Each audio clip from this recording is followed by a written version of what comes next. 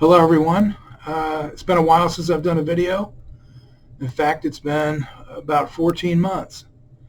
And I got a comment yesterday on one of my videos kind of rousing me. So I figured I'd do an update. To give you a quick recap, what I've done as far as traveling without state permission, without state documentation, like a driver's license contract, registration, state registration, or auto insurance. The first thing I did was correct my status, my status, and there's actually videos on YouTube on how to do that. And basically, it's just an affidavit to the Secretary of State in Washington, D.C. Basically, just sending them an affidavit, notarized that you are no longer a United States citizen, and you are claiming the status as a national. Now, American state national, that's really not the correct term. You can go on the INS website, and it's just national. And you can, just for folks so they understand, sometimes I put state with brackets around the state part, or with a small s, as in state. And really what that does is a U.S. citizen is actually a property of the federal government. You're actually a slave to the federal government. And so the corrected status, national, it moves you into the status of a free person. And so you have sovereignty, you're under common law, and under common law there's no crime unless there's a victim of property damage, personal injury, or fraud that occurred at your hand. So the national status is a very good status to have. It reduces the police jurisdiction over you quite a bit. Takes you out of all the statutory ordinances and codes and all that kind of stuff. And so that's the first step. Next thing I did was took my private conveyance, my automobile. I retitled it into a trust, took it out of my name, put it into a trust, and so my name's not attached to that automobile anymore. It's in the trust.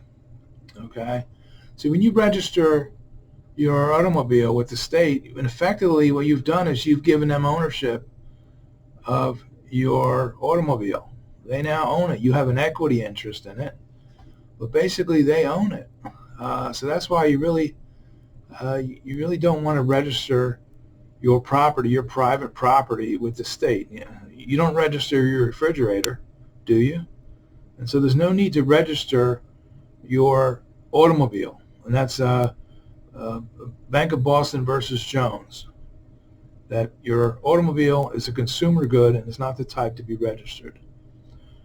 Now, if you're in commerce, that's a different story. Then you're going to have to register. Also, what I did was I got a DOT number as a private carrier, and that's easily done. You just go on the FMCSA website, FMCSA, Federal Motor Carrier, whatever that was, and you just do an online form as a private intrastate, within the state carrier. You just answer the simple questions, and you get a DOT number. And what I did was I have that number as my tag, on my tag. And so and that's valuable to have, because if you just have a regular vanity tag like private, or you can see over my shoulder some of these other tags like Liberty and whatnot, the police have nowhere to know where that automobile is domiciled.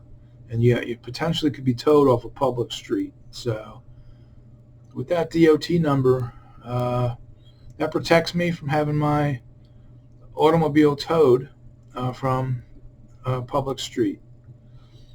Because when they run that DOT number, it comes back to the trust, and they know where that trust, the office of the trust is, which is my home. Okay? So the DOT number I feel is very helpful. Also, I put together now with the corrected status. I also sent that to all the law enforcement in my state: the Attorney General, State Police Commander, County Sheriff, the local DA, the police chief, and so they know that I'm now under a common law jurisdiction. Okay, they have notice ahead of time. Now, if you're going to demand rights, you have to give people notice ahead of time. You can't just let something happen to you and say, oh, by the way, I don't allow that. You have to have a notice, like a no trespassing at the edge of your property on the fence line. Whatever it is, every 10 feet. You have to give people notice that these are the boundaries of your property or of your person, of your life, whatever it is. You have to give the people notice. So that corrected status notice to all the law enforcement lets them know ahead of time that I'm in common law jurisdiction, and that their statutes, their corporate codes, because all these governments and police and courts are all corporations, and they only can transact with another corporation, not a living person. So there's a whole place to learn those type things, and I think there's probably a video I've done on that. But what that does, when you correct your status to a national, you're claiming to be a living person. And these courts, they don't have jurisdiction over living people. They only have jurisdiction over another fiction. Unless, of course, you've injured somebody or property damage or fraud. But in addition to that, I also put in a fee schedule. I also sent a fee schedule of what I charge if the police want to challenge me and violate my rights. For instance, and there's like 3 pages, and one of the fees listed on there is Title 18, Section 241 and 242, and that's going to be deprivation of rights under the color of law, and conspiracy against rights if there's more than one officer. Okay, it's a conspiracy against rights, and each of those come with a fee of $100,000 per occurrence. And there's a whole slew of fees, like the detention time, and if they seize your property, and so anyway, one of these stops, and you can, on YouTube, there's a lot of stops, and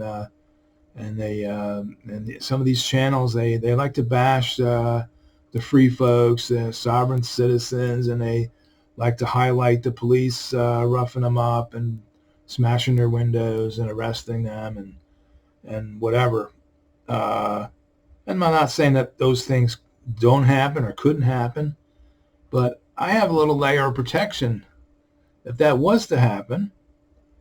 I'm able to send an invoice to the offending agency for several $100,000. It's a self-executing contract, and the only way they can avoid having to pay the bill is to not violate my rights. Okay, and they're given notice ahead of time. They have notice.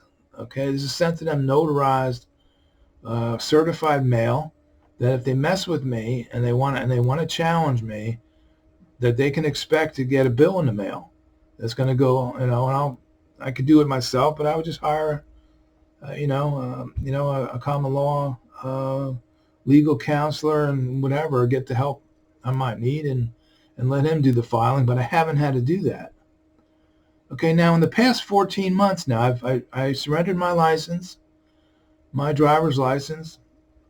I returned my tag, canceled my registration, and canceled my auto insurance. It was October 2nd. of last year, 2023. It's been 14 months. Tomorrow will be the 14th month anniversary of not having any state documentation whatsoever as I mosey around my state in the Southeast. Okay? Now, initially I was a little nervous about it because I didn't know what was going to happen. And I, of course, had my cell phone ready, have a dash cam, even have a body cam, uh, just so I could document what was going, what might happen. And uh, and after a couple of weeks, my fears started drifting away, and it's been 14 months, and I haven't been stopped a single time, not once. And I've had state troopers behind me. I've had county sheriff deputies behind me. I've had local police department officers behind me, and they haven't stopped me. Okay, and I have a feeling that it's because of the fee schedule. Because that fee schedule is going to be hundreds of thousands of dollars in a bill, and that's going to hurt a small town, or that's going to hurt whoever might want to challenge me. And they have noticed that this is in effect, so it's their problem if they go ahead with it. And I might be a nice guy and let them know that since this is their first offense, I might be willing to go easy on them. But they need to get a supervisor. They need to figure something out. But also it's an unlawful detention. There's no crime. There's no crime. A traffic stop isn't a crime. Speeding's not a crime. Rolling through a stop sign is not a crime. There's no victim. And so what's going on is these police departments, they're enforcing contract law. Let's say speeding. Well, what is speeding? That's actually a contract violation for those that hold a driver's license, because that driver's license is actually a performance contract that binds you to follow the transportation codes. And if you break one of those codes, like speeding, then you have the potential of being stopped and facing a fine for breaking the contract. Well, if you don't have a license, there's no contract. There's nothing to enforce. They have no jurisdiction. There's nothing for them to enforce. You haven't agreed to it. You've surrendered the contract when you surrender your driver's license. So anyway, that's the update. In 14 months, I haven't been stopped. Okay, they haven't bothered me. And so for all these, there's all these channels on YouTube that they want to fight me and they want to bash me. That you have to have a driver's license, you have to have insurance, you have to have your automobile registered. Well, you don't unless you're in commerce. If you use the roads for commercial activity for profit, if you're a truck driver, you're an Uber driver, you're a taxi driver, if you're using the roads for profit, the state can regulate you. If you're grandma or grandpa going to the grocery store in your private automobile, you don't have to have a driver's license. You don't have to register your private automobile, and you don't have to have auto insurance. You only need auto insurance because that's part of the driver's license contract. When you voluntarily sign that driver's license contract, one of the stipulations is that you have to have auto liability insurance. But if you don't have the contract, you don't need the insurance.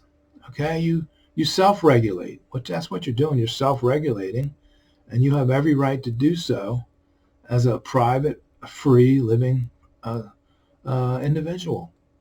And I know the police don't like it because they like to throw their weight around, and they're not properly trained. And so I can't 100% blame them. But, they're the ones that are law enforcement. They're the ones that are supposed to know all these things, right? Ignorance of the law is no excuse. So that goes for us individuals, and it also goes for the police. It's their duty to know. And if they don't know, they better find out. And if they go against, they violate rights, then they're going to have to pay. So anyway, I hope that clears things up. I mean, I travel around in my state, and I don't even give it a second thought. I don't give it a second thought about, what, that I might get pulled over. I don't even think about it. Okay. And I'm not doing anything crazy either. Just because I can speed and I can do all these things, I still, I still would be responsible if I hit somebody. Even if I don't have insurance, I would still be responsible. So, as a person of honor, I want to do the right thing generally. But if I don't have to answer to Big Brother, I'm not going to. Okay? I'm a free person. The public servants are just that, servants. The government are our servants. They're not our masters. We tell them what to do. Our power comes from God, not the state, not the DMV. We tell the DMV what to do. We tell the police what to do, unless we hurt somebody or damage property or commit fraud or we create a victim. Otherwise, they have no jurisdiction whatsoever. There's no jurisdiction if you're speeding unless you have a license.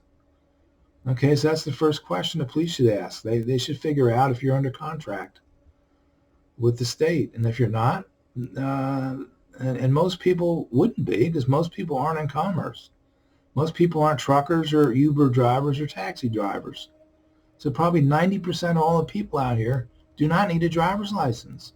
You don't need to put tags on your car, which is really giving your vehicle to the state, your automobile to the state.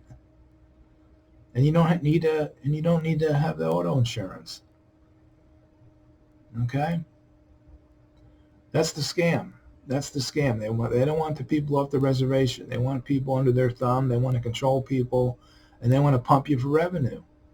All the stupid stuff. Your tag light is out. Okay, and then they escalate. Then they want to search the car. Especially if you're in a minority group. We smell marijuana. You must be drunk driving, and you try to defend your rights, and then they want to demand you come out of your vehicle. Pennsylvania versus Mims. Well, that's also improperly applied. Pennsylvania versus Mims. They can only order you out of your vehicle or out of your automobile if you're armed and dangerous. Armed and dangerous. Okay, if there's no suspicion that you're armed and dangerous, they can just order you willy-nilly out of your automobile because they're trying to bust your chops and they want to search you. Hell no. You tell them to kick rocks. You videotape everything, and you sue. You sue them. But I highly recommend, if you're going to do this, have the fee schedule in place. And you give all these law enforcement agencies what you're going to charge them if they violate you. And I think that shuts them down. It's not a matter of just taking your plate off and giving your license up and then sneaking around, hoping they don't stop you. That's defense. Now, I'm on offense. I let them know ahead of time. This is what I'm doing. I'm going to self-regulate. That's my intention. This is the legal reason why I'm doing so. Kick rocks. It's my decision, not theirs. And they have to live with it. It's tough luck. Anyway, that's for some of my detractors that were wondering. They thought I was in jail, I was dead, whatever. No, I'm here. I just haven't had any kind of controversy to post about. But yeah, I'm still out here traveling freely, minding my own business, and the police are doing the same, minding their own business. And hopefully our paths never meet, okay? As long as I'm not hurting anyone, destroying property, or committing fraud, they have no reason to bother me whatsoever, okay? Anyway, thank you so much for watching, and we'll see when we put the next one out. Hopefully we're going to have some property videos for the ministry coming up soon. But anyway, you guys have a great day. Bye.